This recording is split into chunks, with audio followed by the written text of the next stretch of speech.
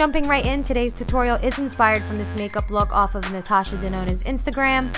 It was really the pink against the gold that really sold me for this look. So starting out, I'm going to take SugarpillCosmetics Dollipop eyeshadow and I'm just going to work that in back and forth, and that's going to be our transition color in my high crease. Make sure you're using a clean, fluffy brush for this. You really want this pink blown out all the way throughout your crease. Now I am blowing most of this pink out on the outer edge here, but I am taking it all the way in. So just work from inner and outer, just nice windshield wiper motions, just blending it out nice and soft. This Dollipop pink eyeshadow is my first purchase with SugarpillCosmetics, and so far so good. I really do like this shadow. I'm really taking my time with this shadow. The pink is a very important part of this look, so just take your time with it and make sure it's nice and blended. Keep in mind, I didn't just go right in with this pink shadow. I definitely primed and prepped my eyes, so you want to make sure you're doing that. I primed my eyes today with the MAC Soft Ochre Paint Pot, and then I just set them with the translucent powder. This is going to help because you're giving yourself a nice base to start with, and being that we're using pink, you really want to make sure you prime and get your eyes ready for that intense shadow.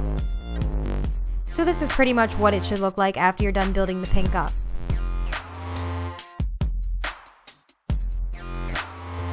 Now taking Makeupgeek's Bitten eyeshadow, I'm just going to work that in the actual crease. So I want this to be like in my crease, but I will work it up just a little bit so you can see it when my eyes are open and looking straight ahead. Every time I put a shadow in my crease, I generally take it up just a little higher because of the shape of my eye, and I really want you to see all the shadows here, so I will take it a little higher than my actual crease. So after you're done placing Bitten down, you just want to take the same brush you used Dollipop with and just go back and make sure everything is soft and blended.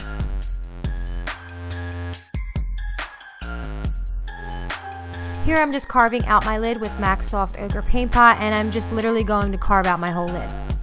This is going to act as a nice base for the lid color. So I'm going to take my dirty old ass Vice palette from UrbanDecay. I'm going to take this color Lucky and place that all over the lid.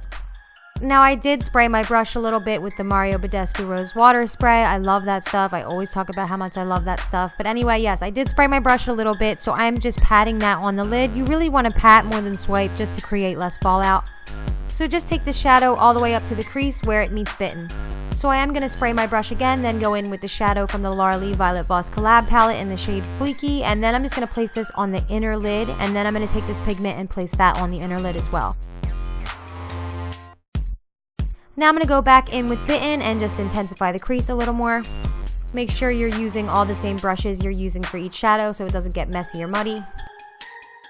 And of course I'm going to go back in and blend a little more with the same brush we used Dollipop with. Alright, so we're almost through with the eyes, so I'm going to move on to my face. I'm using a Smashbox primer today. All products will be listed down below in case you're interested in what primer I'm using from them. And then I'm going to take my Milani Conceal and Perfect foundation. I believe this is in the shade 1, if I'm not mistaken. And I'm just going to take my damp beauty blender and just go to town on my face. The Beauty Blender is definitely one of my favorite ways to apply foundation, and I do really like this Milani Conceal and Perfect foundation. It's definitely full coverage, and it really looks nice in pictures and in person. Only downfall about this Milani foundation is they don't really have a great color selection, so that kind of stinks, but what are you going to do? But it is a good foundation. Moving over to concealer, I'm going to use my Tarte Shape Tape and conceal all the usual spots. I picked this concealer purposely because the shade I have is pretty bright, and I feel like this look called for nice, awake, bright under eyes. So I am a fan of Tarte Shape Tape, but I believe I like the new NARS pot concealers a little bit more if you're wondering. So I'm just going to spray my beauty blender with MarioBadescu, and then I'm just going to blend this concealer out.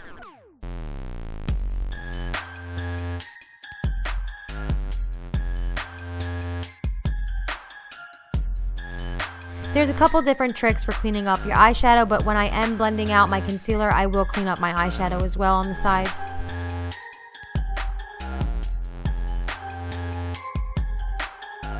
Here I'm just setting my face with my Hourglass powder. Once again, all products will be listed down below. And then I'm going to go back in with Dollipop and work that on our lower lash line from outer to inner corner. And I still am using the same fluffy brush because I did want this nice and soft on my lower lash line. So just keep going back and forth until you have your desired outcome.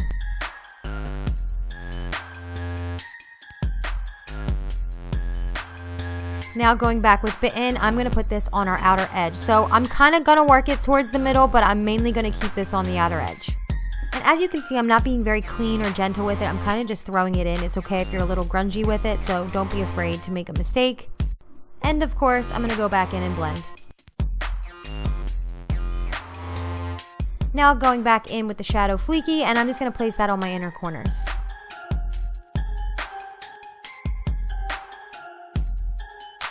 Then I'm going to take this pigment again and just place that on top of Fleeky in the inner corners.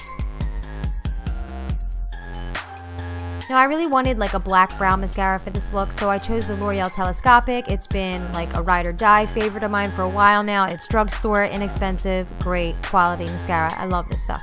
Quickly, I'm going to throw some of this Tarte inner rim liner in my waterline, and then I'm going to take Benefit's Hoola bronzer and just bronze up my face a little bit.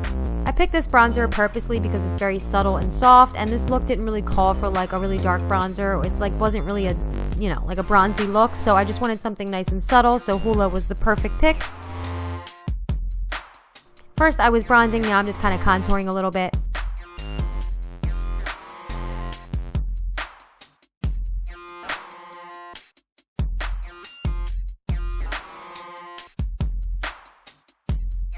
Now it's time for blush. I'm going to mix two today, one being from MAC and one being from Milani, and I'm going to use it on this nice fluffy brush so it's not going to pack on the color, and I'm really going to keep this blush on the outer perimeter of my face. Then it's time for highlighter. I'm going to take this Anastasia Glow Kit, mix those two shades, and just go to town. I cannot get away from this brush for highlighting. I believe this is a Real Technique setting brush, but it just works so perfect for highlighter. I love it. And I forgot how much I love that Anastasia Glow Kit. Let me just tell you. I forgot. Okay? After I go in with a lot of highlighter, I like to take my damp beauty blender and just kind of press it into my skin so it's not sitting on top of my skin. It's more like pressed in and looks like it's natural. Time to line my lips. I'm going to take MAC's Boldly Bare Lip Liner and just line my lips. I find that I don't line my lips as much as I used to, but I feel like I'm starting to do it again, so bear with me. Now the makeup look that I was inspired by, it did have like a very pale light lip, but I tend not to do those kind of lip colors on me because they just don't really flatter me that well. But I did choose this pale pink from GerardCosmetics, and it looked okay, but I just wasn't like, you know, blown away by it. I wasn't like, wow, I really love this look. So even though this isn't my personal favorite lip color, it was the look I was inspired by, so I wanted to finish out this look the way I saw it. Here I'm just putting a little bit of highlighter on my Cupid's bow. All I ended up doing for brows was just running a little bit of this product from Maybelline through my brows, and I really liked the way it made them look nice and fluffy. So here is the final look with the pale pink lip, but you know I couldn't stop there. I had to pick a lip I wanted to see with this look. So I used a MAC lip liner in Nightmoth, and then a Sephora Collection liquid lipstick, and a little bit of clear gloss from Maybelline, and this is the final look. You would think maybe pairing an intense lip with this wouldn't be a good idea because you have pink eyeshadow on your eyelids, for God's sakes, but I think it worked beautifully, and I really like this look way more than the pale pink look. It could just be personal preference, but I really love the way this look turned out. I really hope you guys enjoyed this tutorial. If you did, don't forget to give your girl a thumbs up. Also, if you're not subscribed to my channel, please subscribe. It always means a lot to see new subscribers. All my social media and all the products I use today will be listed down below so you guys can stay up to date on everything. And I'll see you guys in the next video. Bye!